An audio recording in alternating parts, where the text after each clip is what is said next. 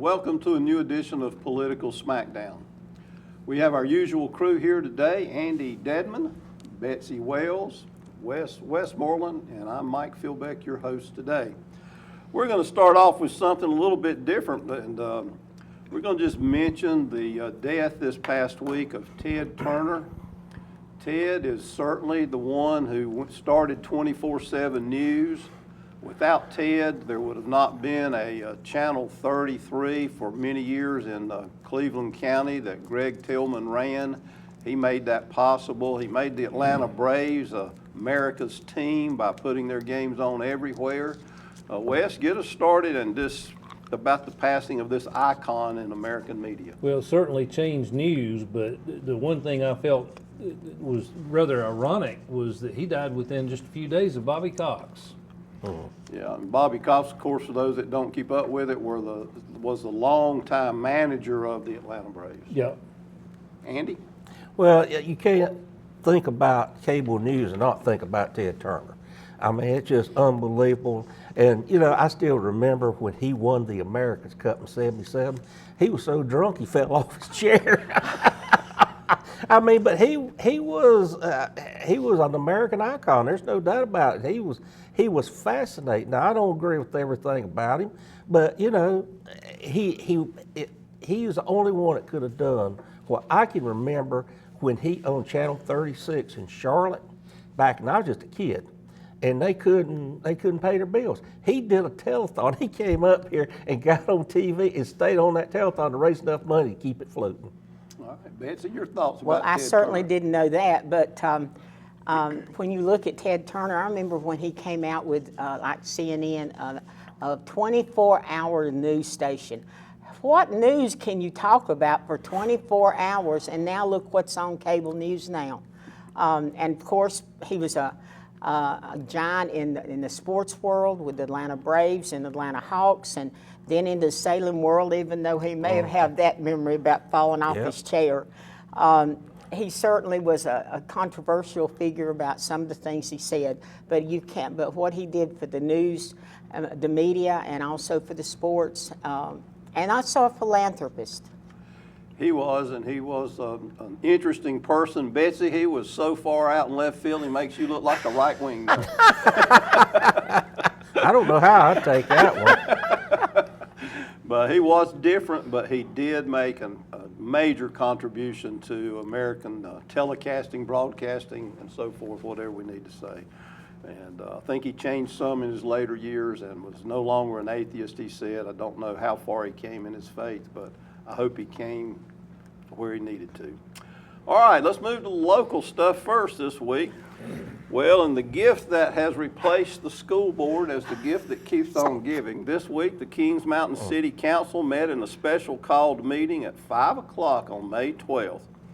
The first two items on the agenda were to deal with complaints from Council Member Scott Neisler alleging ethical violations against fellow Council Member Jimmy West and Mayor Rob Wagman.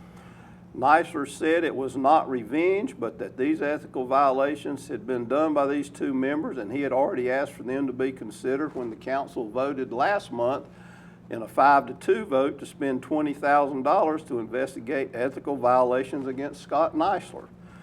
So we have now 3 out of the 8 members of that board that are under investigation, and it's going to cost the city up to $20,000. What on earth is going on in our second largest city in Cleveland County, Kings Mountain? Andy, this should be right up your alley as a former politician. Well, no, you're never a former politician. You're always a recovering politician, Mike. But, you know, when you get down to it, I think it's in the water over there, just to be honest. And I was over there last night, and I did drink some of that water, and I think I'm okay this morning anyway. So, but, you know, I don't understand it all. And $20,000, and they said the main thing was that the lawyer wasn't going to charge any more to investigate the other two. Well, my grannies, if that's what it is, just investigate all of them, get it done for $20,000, and everybody can get along for a while. I mean, it's just insane. I talked to one of the members, and, you know, he's beside himself with all this. because it looks so bad on them. It reflects so bad. It reflects even worse than the mayor's choice of coats that he's got. I mean, that's pretty bad. So, I mean, I don't know, Mike. It's just, when you talk about representative form of government, this is reflecting back on the citizens of Kings Mountain. And everyone I've talked to is absolutely embarrassed by this whole thing. So I wish they would hurry up, quit this childishness, and they've got enough serious problems over there that they need to be concentrating instead of sticking their tongues out at each other. All right, Betsy? Well, that's a good way to end it, Andy. It's an embarrassment. I mean, when I was at the beauty shop yesterday getting my hair done, that's what they were talking about, how embarrassing it looks for Kings Mountain. And hopefully, now that they've spent $20,000, they get all this done, put it behind them, and move on with the business of Kings Mountain. No, I mean, and hopefully they'll learn about what to say during the election. We talked about how awful the election was back with the mayor's, what was being said one way or the other. But I just, everybody wants them to move on with the business of Kings Mountain. It's an embarrassment. Well, I think if you go back to Scott Neisler's charges, they had to do with him trying to do things as an individual council member that are the responsibility of the manager or at best the whole board. That's at least the accusation as I understand it, or a part of it. And it may be deeper than that. And on Jimmy West, I think it was told the other night that he is accusing Jimmy of having said unethical things to a citizen in a meeting or something. And I think Mr. Neisler is alleging that Mr. Wagman, the mayor, when Scott was running last year, did things on social media and said things that he can supposedly document that were derogatory of Mr. Neisler. I don't know whether any of these rise to the level of censure or not, Wes, but I guess we're going to find out. Well, unlike Betsy, I obviously was not at the beauty shop this week. Maybe that's the problem. So I really don't know the scuttlebutt there. I'm not denying it. Obviously works well for Miss Betsy, but I don't know. I guess that this didn't raise the cap with the attorney, I guess, is a good thing. I don't understand spending the $20,000 to investigate in the first place. I don't know. Betsy, I agree. The citizens deserve better. I think everybody is frustrated with this. That frustration will continue. And I can't help but wonder, after the meeting, they went into closed session for 3 hours.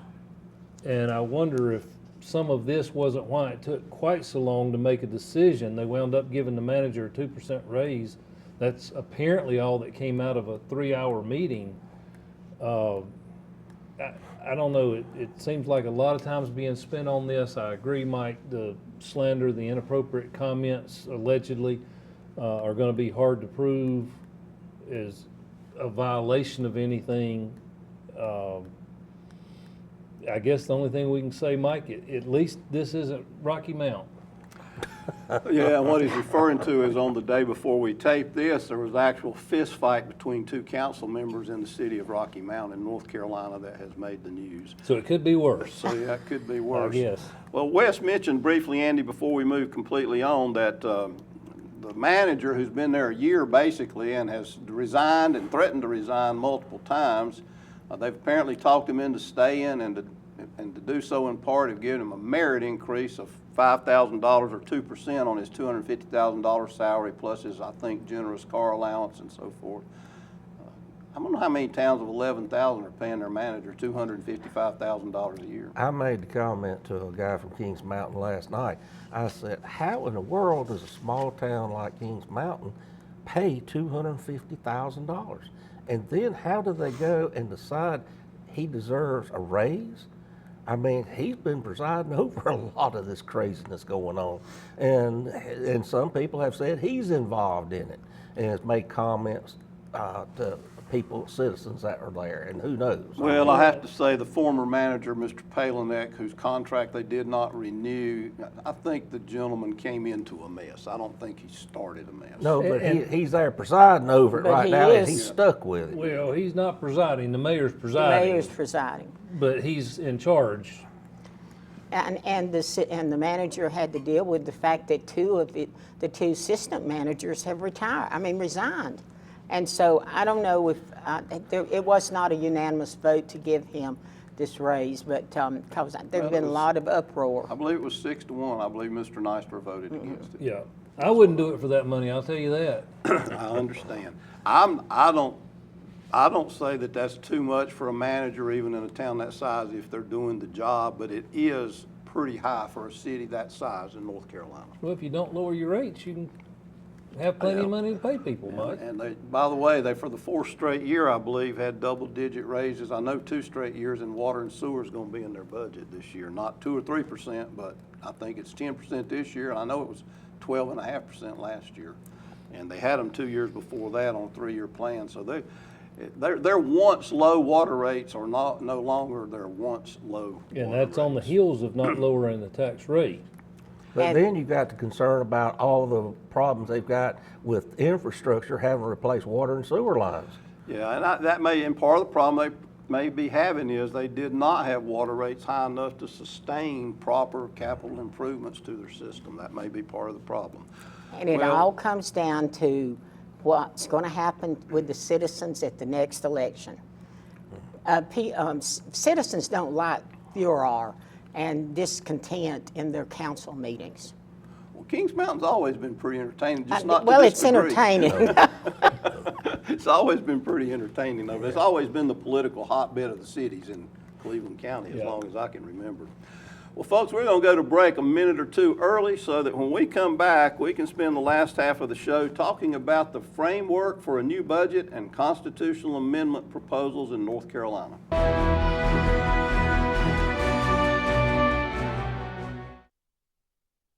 Want to stay connected to everything happening at Cleveland Community College? C19's monthly show, In the Loop, brings you the stories, updates, and the highlights that matter most right from campus. From program spotlights and upcoming events to alumni interviews and college updates, In the Loop keeps you informed and engaged. Catch home game schedules for all CCC athletics, plus fun and meaningful conversations with the Yeti along the way. Whether you're a student, employee, alumni, or supporter of CCC, this is your inside look at life on campus. Tune in monthly on C19 and stay in the loop with Cleveland Community College.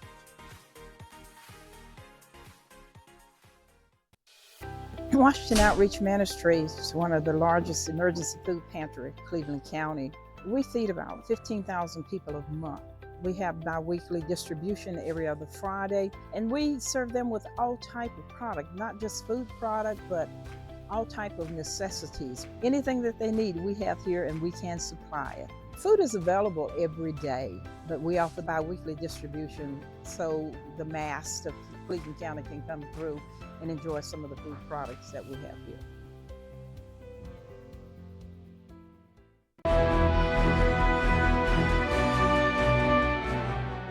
Welcome back to the second half of Political Smackdown. So on May the 12th, the North Carolina Speaker of the House, Destin Hall, and the North Carolina Senate President Pro Tem, Phil Berger, had a press conference and announced that they have a framework for a budget, that the big issues they have agreed on, and so they were instructing their appropriations folks in each house to get to work on some other things they still need to get worked out. And of course, a big part of it is raises for state employees, and I think we have a chart that'll give us some of the basics. Teacher and staff pay, average 8% increase for teachers is proposed. That also would mean going to $48,000 a year instead of $41,000 for new teachers or beginning teachers.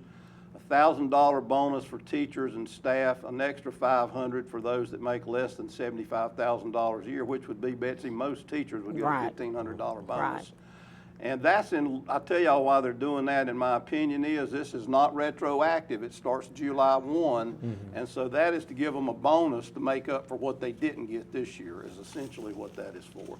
Law enforcement gets the biggest raises in these proposed budgets at 17.7 for the Highway Patrol, 20.3 for SBI and the alcohol officers, And 15.4%, Andy, for the correctional officers. I suppose that's the folks that work the prisons. It is. And they had a great thing. General employees get at least a 3% raise, and those making less than $65,000 a year get a one-time bonus of $1,750, and those making more get $1,000. And this, of course, is in lieu of not getting a raise in the 25-26 year. Tax changes, it amends the tax legislation to set a slower reduction schedule. It brings the individual income tax rate down to 3.49 next year. It's 3.99 this year. And then it stays there for 3 years, and to that degree, the House people won in that they've delayed further increases. Let's talk about the budget framework, and then we'll talk about the constitutional amendments. Wes, get us started. What do you think about the framework they've proposed? I think overall it's very reasonable. There is some compromise between the House and the Senate, which was to be expected. I don't think it's a long way from the governor. Granted, with raises, for instance, the governor wanted 11. This is a lower percentage with 8% average for teachers. It certainly addresses crime and public safety and those big things. I think the question is, what's it going to take to get the full buy-in and a potential the votes for override? And Andy, as you know, that framework, you hammer it out. Once that's established, now is when they start playing cards and putting chips out. This is when sausage are made. That's exactly right. So there's a lot to be determined, but I think it's a pretty good start. The one thing I do want to mention, we've said over and over and over how we've not had a budget. They've not done their job, this, that, and other. Don't forget the 23 budget that was passed was for effective 24 and 25. So, and then due to previous laws, that budget has continued on into this year.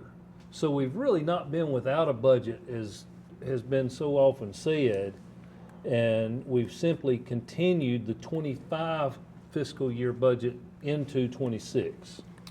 Well, Betsy, I happened to read the North Carolina Association of Educators press release. I want to see if you love the budget more than they did. Well, I agree with what the president said. Have you been to the gas pumps lately? Have you been to the grocery store lately? 8% of the first-year teacher's salary is not that much. When you look at first-year teachers are going up 17%. That's right, 17%. But still, 8%. Y'all, we are up. Prices have risen faster than wages for the first time in 3 years. And so, like their health insurance premiums have gone up. I will say that I was pleased to see that they had a 2.5% bonus for us retirees for 1 year. Now, the governor had wanted it for 2 years, but it's nice to be remembered in the budget. And they talk about this new tax schedule. We've talked about how we need a new tax schedule, and we'll see what comes out. But I think that on the whole, I think that probably it's a framework. And I think when like Andy said, when the sausage really comes out, we'll see what happens. But I hope that everybody will remember that we did not have a budget last year. We were operating, like Wes said, on a past budget, and that we need to do better by our public employees and by our state employees and teachers. Well, Andy, in another life, you helped do the sausage making of the budget 6 times. Or 3 times, I guess, really, because it's a biennial budget. But what are your thoughts on the framework after all? It's been 900 days, more than that, since they passed the last new budget. Well, it's ridiculous to take that long, just to be honest. I mean, I understand that you got to have some discussion amongst yourselves, and everybody throws their own ideas out, but I just don't know that the state's well served by waiting that long, even though we had a piece of a budget there that kept everything rolling and the lights turned on. But it's going to be interesting to see who ends up being the real conferees on this whole thing. Here's the inside scoop on that. A lot of times when there's a budget to be negotiated, there will be some. I was a conferee one time, but the real conferees are the ones that are the highest part of both the House and the Senate. they'll go to what is Siberia for General Assembly on the 6th floor of the LOB. And the way you find them, LOB is Legislative That Office building. Building. it's the newest one over there. And the only way you're going to find where they're at, you look for the stack of the pizza boxes outside. And that's how we would find out, that's how the press would find out where they were. And they would just look for, and I'm not talking about a few, I'm talking about they were eating a bunch of pizza. And then it just comes together, and then finally all the caucuses will take a look at it and get some feedback and then go from there. But it's not a pretty process any way you cut it, Mike. I mean, but it never has been. I mean, unless you go back to the days of Lisa Ramsey and the super sub, and you had basically 8 people running the whole state. So we'll just take what we can get when we can get it. Mike, one thing I think is important to keep in mind, I think we all agree state employees, teachers, and others should have raises, as should our employees. But the reality that it seems like the governor may not fully grasp, and the Senate certainly does, is a general question. The taxpayers who are footing the bill for this, did they get a 17% pay raise? Their prices are up at the grocery store and the gas pump too. Did they get a bonus? It's a vicious, Probably not as much, and probably not a 17 to 8%, 8 to 17% pay raise. And they're the ones footing the bill for all this. And I think we've got to keep in mind the budget has to be responsible to the taxpayer as well as to the employees of the state. you can bring this down to local government level. In the last 5 to 10 years, local government employees have gotten bigger raises lots of times than private sector. That pays the bills ultimately. But we'll see how it works out. We're going to talk about constitutional amendments and so forth for a few minutes before we go to the lightning round. The leadership in both chambers, it was announced in that press conference, have agreed that the House will pass Senator Berger's moratorium on using 2026 reevaluation schedules this year, and they will use the previous year's numbers, and that only impacts 9 counties out of the 12. There were 3 counties that were small enough that they exempted them, but Pender County is one that will impact. And in addition, the House has wanted to put a constitutional amendment to grant authority to the General Assembly to limit the growth of property taxes and put that on the ballot to give them that direct authority as a legislature. And what they're talking about is limiting it to inflation plus growth plus a few exceptions for capital items and other things. But that won't happen unless the constitutional amendment passes, I take it. And then in a bit of a surprise to many of us, including me, several years ago, we had a 10% cap on the state income tax in the Constitution. The people lowered it to 7% when the Republicans, I think about 5 years ago, had it put on the ballot, and it passed pretty overwhelmingly that 7% would be the max, much to the chagrin of some of the people you served with who had it as high as 8.25% when you were there during the recession. Not a recession, not the Great Recession when you were there. But at any rate, those 2 constitutional amendments will be on the ballot, and this one, if passed, would lower the maximum state income tax to 3.5%, and it goes to 3.49 January 1, 27 under existing law, and so it couldn't be raised above that. So Andy, will these pass, and should they? Now, there are other amendments coming, but we don't have time to talk about these 2 today. Are there other amendments, are these amendments going to be on the ballot and pass? I think that you're going to see them on, and people are mad about property taxes right now. There's no doubt across this whole state. But we need to be careful about how we hamstring the local governments. That's the danger right there, because they don't have any other avenue except property taxes for most of them. So I just say we need to be very careful about how we restrain them and to make sure that they have avenues where they can take care of their people they are elected to look after. Wes, what do you think? Will these pass, and should they? I think so, and I think growth and inflation is a legitimate cap for that, and I think anytime we can cap the income tax is a good thing. I think the income tax should be done away with in the first place, so I would support both these amendments. Well, Betsy, I point out that if anybody's got a relatively long elephant memory, back after 2011, when the Republicans were in charge the first time, the Senate, led by Berger from the beginning, wanted to abolish the state income tax and I switch it remember. to excise and sales taxes. But the House never would go along with it, that the Honorable Tim Moore took over in 2015. They were still having those discussions.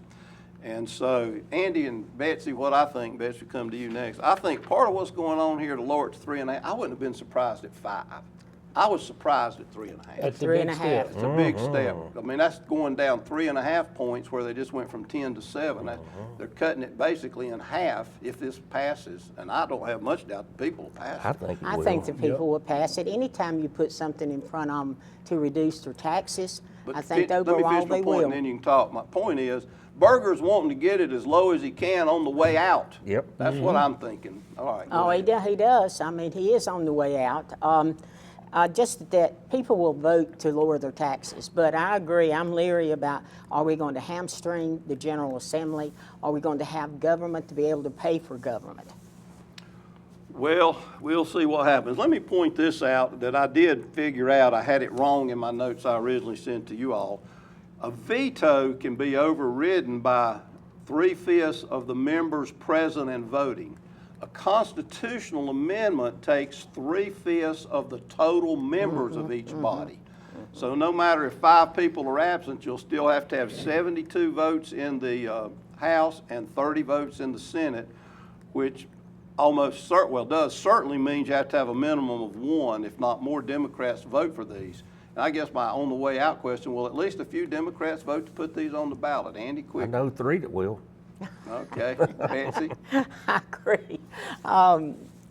It'll be on the ballot, yes. Yes. All right. All right, let's go to the lightning round. Wes, get us started. Well, the top date on the North Carolina flag is May 20, 1775. This celebrates the Mecklenburg Declaration of Independence, the first time a colony formally declared separation from Britain. Now, that document has been disputed by presidents and historians since, but the resolutions passed a few days later that created the basis for independence is not. So in this year's, America celebrates 250 years of independence. North Carolina celebrates 250 plus 1. Betsy? And as we tape today, Donald Trump's polls are still in the toilet. Nearly 2/3 of Americans disagree with how he's handling the economy and so forth, 58%. And he's doing his best to try to forget about Epstein files, returning from a 2-day trip to China. 2 days to fly all that distance. All right, Andy. I want to say something nice about a Republican. My representative, Paul Scott, has co-signed onto a bill that will make the Andy Griffith Show the official show of the state of North Carolina. I knew I liked I him thought for a it was reason. anyway. No, not yet. It's Should be. unofficial. But I knew I liked Paul for a reason. Well, in South Carolina this week, the South Carolina Supreme Court 5-0 overturned the murder convictions of Alex Murdaugh. Y'all might remember that was the famous case about 2 years ago that had the nation in its grips. It was on the fact that the clerk of court had tried to unduly influence the jury, violating his Sixth Amendment constitutional right. That's basically what it was about. Hate it for South Carolina, but I have to say I think the South Carolina Supreme Court was correct.